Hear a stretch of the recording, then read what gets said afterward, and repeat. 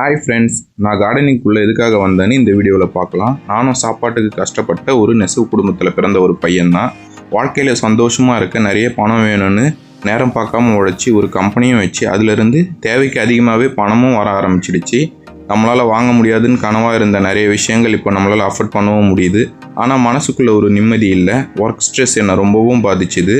என்னடா இது லைஃப்ன்ற மாதிரி ஆயிடுச்சுங்க. அப்போது ஒரு ஸ்ட்ரெஸ் ரிலீஃபாக தான் இந்த கார்டனிங்குள்ளே வந்தேன்.